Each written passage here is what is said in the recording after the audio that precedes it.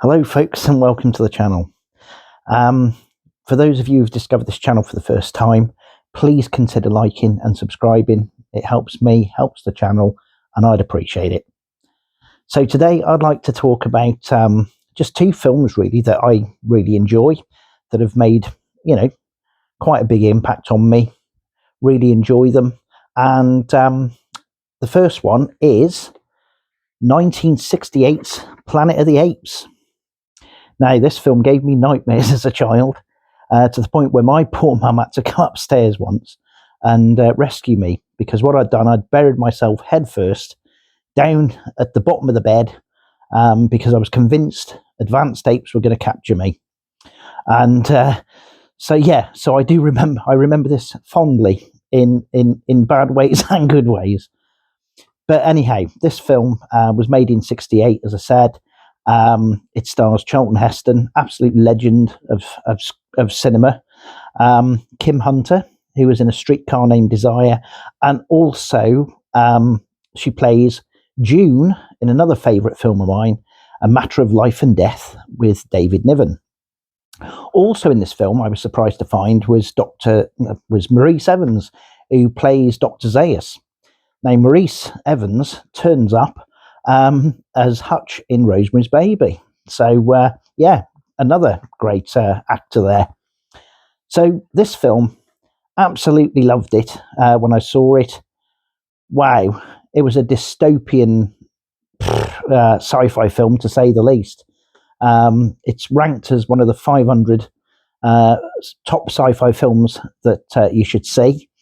And it was a box office smash. And considering that 2001: A Space Odyssey was out in '68, that's pretty good, I think. What makes it great? Well, I mean, firstly, these are three astronauts. There's Taylor, who's played by Charlton Heston. There's Landon.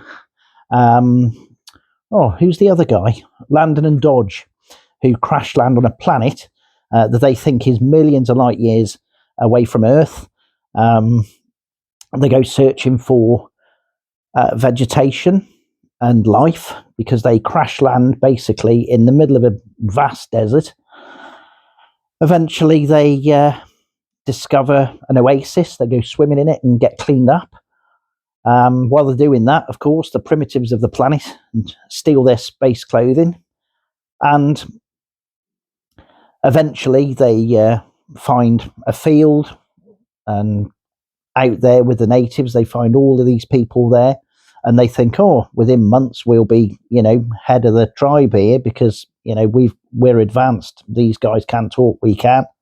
But lo and behold, they hear the sound of a horn, and you get all these horses going through the field, and then you see these sticks going through all the vegetation, trying to find all the humans there. And it turns out that they are advanced apes, much to their shock and surprise and bewilderment, no doubt. So this film, it goes along the path of Taylor gets captured, he gets shot in the throat, so he can't talk initially, writes things down on paper. There's Dr. Zaius is dismissive and thinks he's just a clever sort of circus animal. Poor old Dodge, who got killed, Taylor finds stuffed in a museum, and poor old Landon has been lobotomized and can't communicate with Taylor when he finds him, because Dr. Zaius actually knows that human fragments, considering a civilization before the apes, have already been found. So we go through the story. Taylor, with the help of Zira and Roddy McDowell, can't remember his character's name, but if you will excuse me, I'll just briefly find out who he played. Yes, Roddy McDowell was Dr. Cornelius. So with their help, he goes to the Forbidden Zone. Taylor there finds human artifacts, can identify them, obviously, goes away from that place and on horseback with a companion that they've put him with, expecting that they'll get to know each other better, as I'm sure they do in the future. called Nova, and as they ride along, Taylor notices, as we all do, which is a brilliant, brilliant piece of cinematography and a wonderful climactic Twilight Zone sort of twist. There's part of the Statue of Liberty there. It's on the beach, there's the body and the torch, and Taylor just gets off the horse, falls on the sand, smashes his fist down and says, "You did it." And he says, "God damn you all to hell." He realizes that basically humanity has blown itself up. There was a nuclear war, and of course everything's been turned upside down. So the apes are basically the advanced species and humans are not.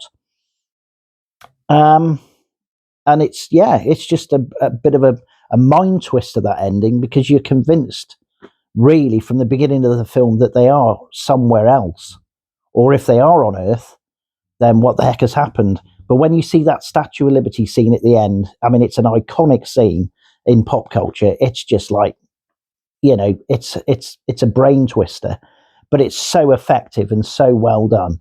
And Rod Serling did have a hand in this script writing of the film, so maybe that explains it a bit. But it's incredible. You've got the classic lines like "Get your hands off me, you damn dirty ape," and all of that from the, was said with all the rage of the National Rifle Association chairman, as he was, Charlton Heston. But yes, this is a brilliant film. The other ones are not so great. The second one's okay, it's passable really. But to be honest, it's a fantastic film, and I'd check it out. It's brilliant.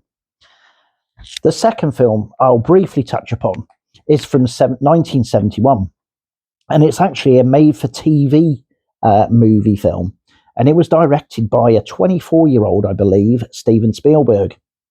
Now, this film is called Duel, and it's a really clever film, actually. It stars Dennis Weaver, he who was the detective on the horse in McLeod, as a travelling salesman heading to California.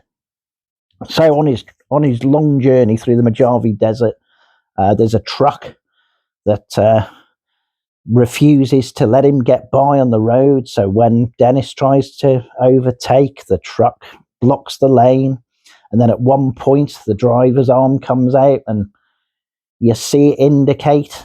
And, Dennis Weaver's character goes to drive on. And right as he does that, there's an oncoming car. So he realizes, this guy is out to kill him.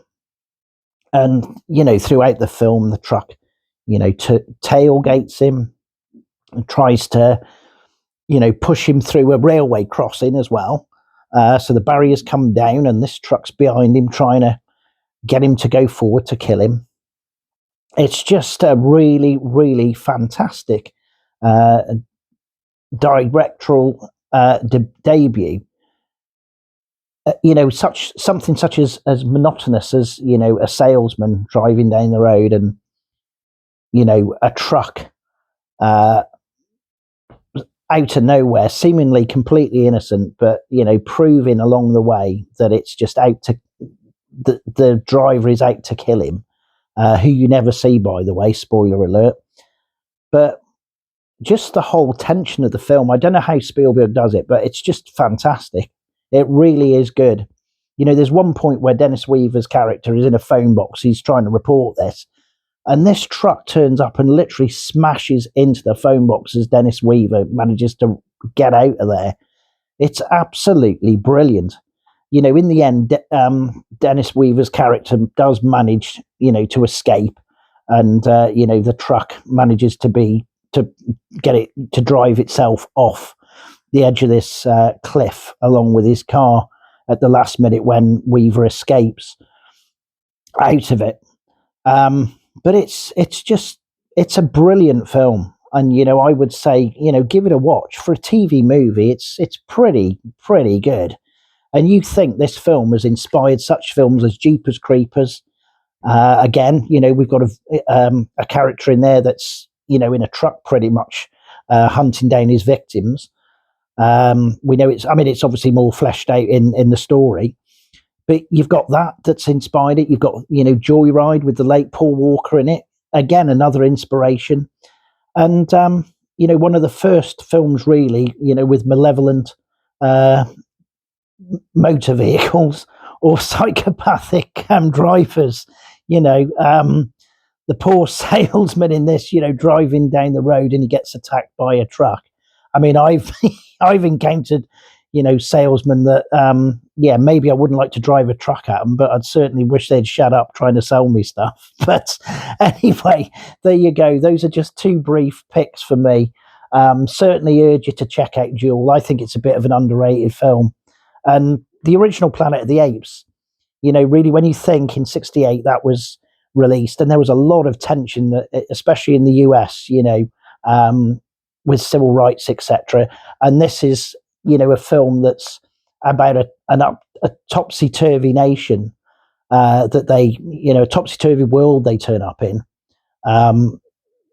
It just, it's a great social commentary on oppression, prejudice, racism, religion, everything really in Planet of the Apes. So the '68 version really has got a lot of substance in that respect. And yeah, '71, it's just a great sort of car movie. If you like things like Christine by Stephen King, the film directed by John Carpenter, that was made out of that. It's worth a look. Things like Jeepers Creepers even. It's just, if you like those sort of films, Duel's a must really. 1971, but so good. Anyway, thanks for watching, guys. Again, appreciate all your support and thanks. And I'll see you soon. See you now. Bye.